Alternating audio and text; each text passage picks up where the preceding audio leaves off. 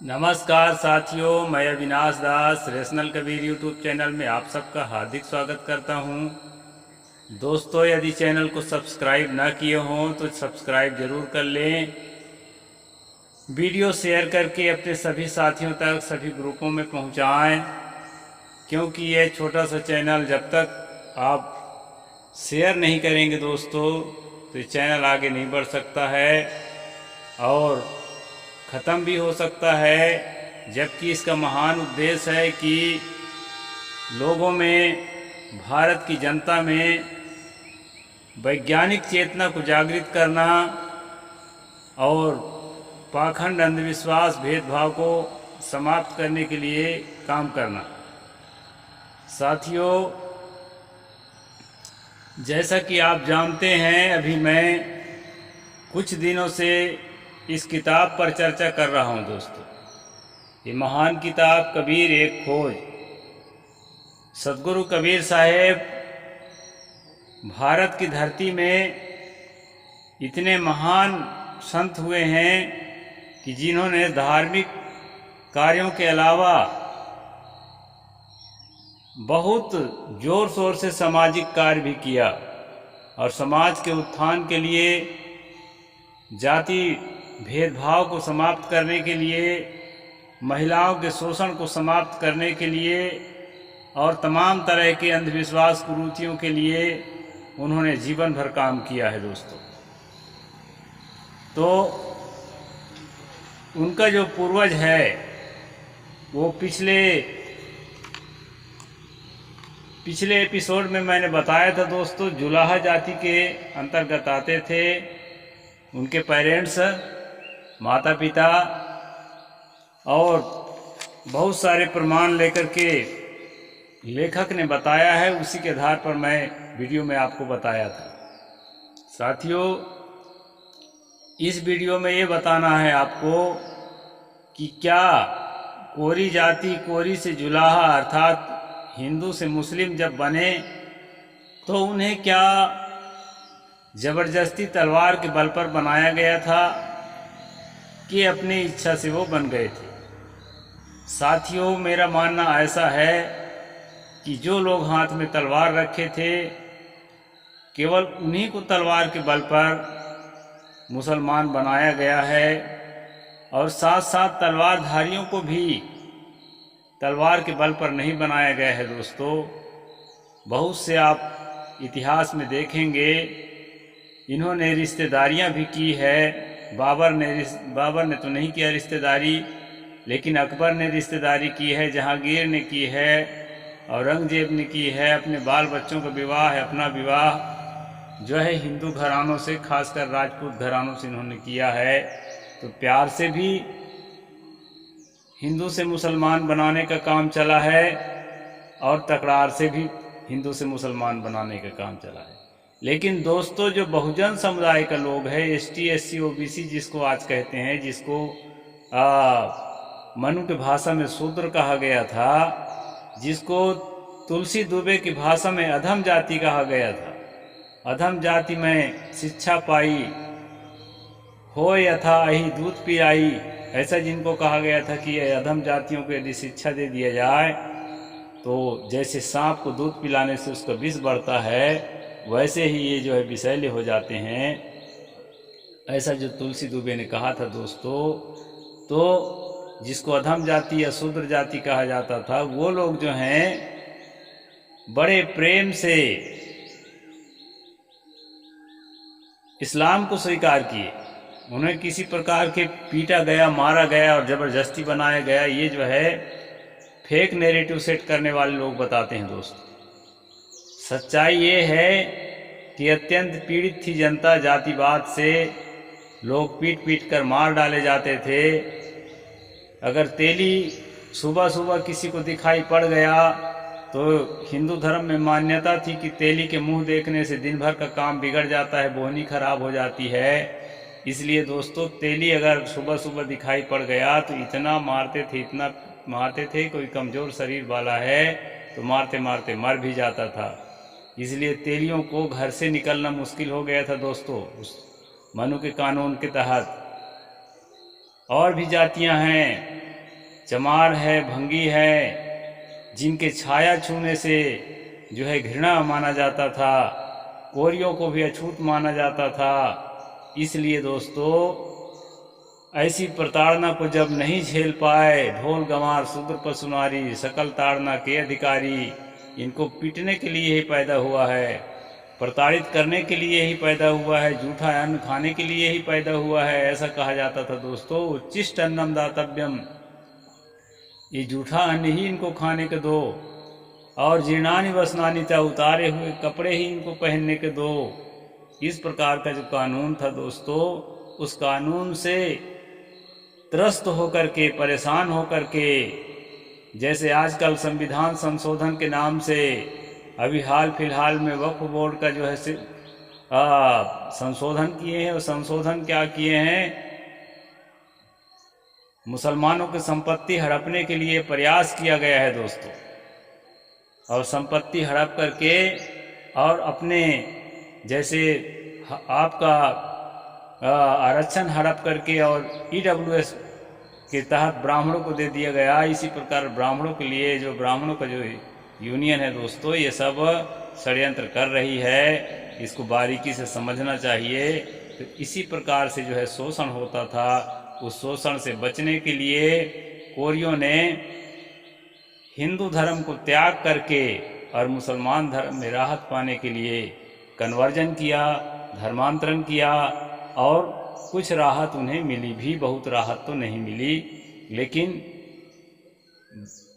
भयंकर प्रताड़ना से कुछ राहत जरूर मिली दोस्तों। तो इसलिए वो हुए थे, ऐसा मेरा विचार है। अब चलते हैं किताब की ओर। किताब का क्या कहना है? ये ऐतिहासिक किताब है दोस्तों, इतिहास के बहुत मर्मज्ञ हैं इसके लेखक। लिखते हैं, क्या कोरियों को बलात् मुसलमान बनाया? कहते हैं दोस्तों, श्री सत्यकर साहिब जी लिखते हैं, हिंदू जुलाहों को बलात् मुसलमान बनाए गए। ये दो संतों के वार्तालाप है इसमें, इसलिए दोनों संतों का मत यहाँ दिखाया जा रहा है। सत्यकर साहिब जी कह रहे हैं कि हिंदू जुलाहों को बलात्कार मुसलमान बनाए गए। मुस्लिम बनने के बाद वे कोरी लोग मुस्लिम जुलाहे कहलाने लगे। यह अर्थ प्राचीनता का सूचक नहीं है, प्रत्युत आधुनिक है। आपका यह कहना सर्वथा गलत है। पहली बात तो उस समय हिंदू जुलाहा शब्द ही नहीं था। हम अभी पिछले एपिसोड में पढ़ाए हैं कि हिंदू शब्द जो है वैदिक साहित्यों में नहीं है। जुलाहा शब्द वैदिक साहित्यों में नहीं है। कोरी, कोली, कोली, तंतुवाय तथा बुनकर आदि शब्द कहे गए। जुलाहा शब्द मुसलमानों के आने के बाद प्रचलित हुआ, और कोरी लोग जब इस्लाम धर्म में धर्मांतरित हुए तब उन्हें जुलाहा कहा जाने लगा। कहीं कहीं हिमाचल प्रदेश आदि में हिंदू जुलाहे पाए जाते हैं, यह पीछे का दिया हुआ नाम है। कबीर साहब के बाद कुछ बुनकर अपने को हिंदू जुलाहा कहने लगे। उदाहरण स्वरूप कबीरपंथी शब्द लिया जा सकता है। जैसे आज बहुत से कोरी लोग अपने को कबीरपंथी लिखते हैं, कुछ लोग कबीर भी लिखते हैं दोस्तों। इसी प्रकार कुछ कोरी लोग अपने को हिंदू जुलाहा लिखने व कहने लगे हैं। दूसरी बात, बलात् मुसलमान बनाने की, वह भी पूर्णतः असत्य है। छत्तीसगढ़ के जो कोरी होते हैं दोस्तों, वो अपने को कोष्टा देवांगन लिखते हैं, और इधर जो है थोड़ा सामाजिक और आर्थिक रूप से कम पिछड़ा है, इसलिए उनको ओबीसी में रखा जाता है। तो इस प्रकार भिन्न भिन्न क्षेत्रों में है, उसकी जानकारी मैं आप किताब के माध्यम से दे रहा हूँ। जैसे आज बहुत से कोरी लोग अपने को कबीरपंथी लिखते हैं, इस प्रकार कुछ कोरी लोग अपने को हिंदू जुलाहा लिखने व कहने लगे। दूसरी बात, बलात् मुसलमान बनाने की है, पूर्णतः असत्य है। पूर्णतः असत्य है दोस्तों, क्योंकि जबरन मुसलमान बनाते तो उस समय इस्लाम का शासन था, और ऐसे में एक भी कोरी नहीं बचते, सबको मुसलमान बना दिया जाता, क्योंकि बलवान तो थे नहीं, सीधे साधे गरीब लोग थे, तो कैसे बच पाते। सत्य यह है कि हिंदुओं के अत्याचार, छुआछूत और अमानवीय व्यवहार से तंग आकर इस देश के करोड़ों दलित शोषित लोग सहर्ष मुसलमान बने थे दोस्तों। यहाँ पर बताया है कि अत्याचार, छुआछूत और अमानवीय व्यवहार, अभी मैंने बोला ना, उच्चिष्ट अन्नम दातव्यम जीर्णानि वसनानि च, झूठे अन्न खाने को दो, और जो है उतारे हुए कपड़े दो, पुलकाश चैत धान्य नाम, धान का पैरा सोने के लिए दे दो, और जो है अपने आर्डर के अनुसार चलाओ, अपने मन से सोचकर कुछ भी करने का, बोलने का हक ही मत दो। इस तरह जो है दोस्तों भयंकर गुलामी के शिकार थे। इससे परेशान होकर के कुछ लोगों ने इस्लाम को सहर्ष स्वीकार किया। यहाँ लिखा है दोस्तों सहर्ष स्वीकार किया। तो यह बात सही है कि कोरी लोग इस्लाम धर्म अपना लिए तो उनका नाम कोरी से जुलाहा हो गया, क्योंकि मुसलमान में बुनकर लोगों को जुलाहा कहा जाता था, इसलिए उनको जुलाहा कहने लगे और वो अपने को भी जुलाहा कहने लगे। आपका यह कहना प्राचीनता का सूचक नहीं है। प्राचीन ग्रंथों में तो जुलाहा शब्द ही नहीं है। इसे हम पिछले संदर्भ में विस्तार से देख चुके हैं। आप लिखते हैं बीजक ग्रंथ में अनेक स्थान पर जुलाहा शब्द प्रयुक्त हुए हिंदुओं के लिए है, मुसलमानों के लिए नहीं है। अतः जुलाहा शब्द का अर्थ मुस्लिम जुलाहा मानकर कबीर साहब को मुस्लिम जुलाहा अर्थात मुसलमान मानना कबीर साहब के साथ अन्याय करना है। ये सत्यकर साहब कहते हैं। उसके विचार में उसके उत्तर में क्या लिखते हैं दोस्तों लेखक, उपरोक्त विचार पूर्वाग्रह ग्रसित है। जब कबीर साहब अपने को जुलाहा कहते हैं तब वे समाज में प्रचलित मुस्लिम जुलाहा का ही प्रयोग करते थे, आपके हिंदू जुलाहा का नहीं। यह सर्वविदित है कि उनका जन्म और लालन पालन मुस्लिम जुलाहे के यहाँ ही हुआ है, किसी हिंदू कोरी के यहाँ नहीं। आपने भी तो मान लिया है कि नीरू नीमा मुस्लिम जुलाहे थे। जब माँ बाप मुस्लिम जुलाहे थे या आपके मतानुसार पाले गए, कुछ लोग पाले गए कहते हैं दोस्तों, लेकिन पाले नहीं गए हैं, वो वहीं पैदा हुए हैं, वही उनके असली माँ बाप हैं। इसको अच्छी तरह से खोज की जा चुकी है। इस पर जो है जो जातिवादी लोग हैं, जिसकी मानसिकता जाति पर टिकी है, वो लोग कभी भी इस बात को स्वीकार नहीं कर सकते कि कबीर साहब मुस्लिम जुलाहे घर पैदा हुए थे। पहली बात मुसलमानों से घृणा होती है, दूसरी बात जुलाहों से घृणा होती है। इसलिए वो तालाब में पाए गए या पेड़ के नीचे पाए गए या फोड़ा से निकल गया, इस प्रकार बहुत सारे कल्पना करके लिखते रहते हैं दोस्तों। खास बात यह है कि सतगुरु कबीर साहब नीरू नीमा के संतान थे। लेखक ने बहुत अच्छी तरह से प्रमाणित करके इस किताब में इस बात को सिद्ध किया है। जब माँ बाप मुस्लिम जुलाहे थे या आपके मतानुसार पाले गए तब भी वो मुसलमान ठहरे, क्योंकि यदि अज्ञात शिशु है, उसके माता पिता को पता नहीं है, तो जो पालेगा पोसेगा उसी की जात तो कहलाएगा ना भाई, तब भी मुसलमान ठहराए। तो आपने लिखा है कि हुसैन बंसी जुलाहे के यहाँ हुआ था। हुसैन बंसी जुलाहे मुसलमान नहीं थे तो क्या पाणे तिवारी चौबे थे? ऐसा यहाँ पर लेखक ने प्रश्न उठाया है। आप अपने पूर्व पर कथन पर भी विचार नहीं करते, अतः बीजक में प्रयुक्त जुलाहा शब्द हिंदू जुलाहा नहीं किंतु मुस्लिम जुलाहा ही है, क्योंकि उस समय और आज भी उत्तर प्रदेश में जुलाहा शब्द का प्रयोग केवल मुसलमानों के लिए ही होता था और आज भी होते हैं। इस प्रकार से दोस्तों यह किताब का कथन है, और कथन ही नहीं है दोस्तों, इन्होंने खूब शोध किया है।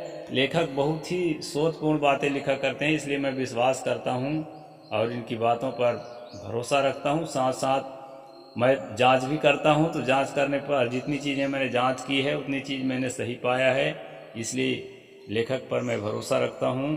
और ये बात मेरे ख्याल से 16 आना सच है, 100% सच है। सतगुरु कबीर साहब मुस्लिम जुलाहे के घर पैदा हुए, और साथियों जुलाहों को बलात् मुसलमान नहीं बनाया गया था कोरियों को, बल्कि वो स्वेच्छा से मुसलमान बने थे, क्योंकि यहाँ हिंदुओं के कहना चाहिए कि जो सकल ताड़ना के अधिकारी वाला सिद्धांत है, ये प्राचीन सिद्धांत है दोस्तों, ऋषि के पहले से चला आया है। तो ये सिद्धांत से जो है बहुत पीड़ित थे, और इसी पीड़ा से मुक्ति पाने के लिए मुसलमान धर्म में कन्वर्जन हुए। ये सारे मुसलमान हमारे भाई बिरादर हैं। सबसे प्रेम करो दोस्तों, नफरत करना मनुष्य का धर्म नहीं है। नफरत करना कुत्तों का धर्म है, इसलिए नफरत किसी से मत करो, कोई जातिवादी मत बनो। प्रेम करो, आपस में प्रेम करो देशवासियों, नफरत की लाठी तोड़ो, हैं लालच का खंजर फेंको मेरे देशवासियों, देश प्रेमियों। गाना आप सुने होंगे, साहेब बंदगी, जय जोहार, जय भीम, जय भारत।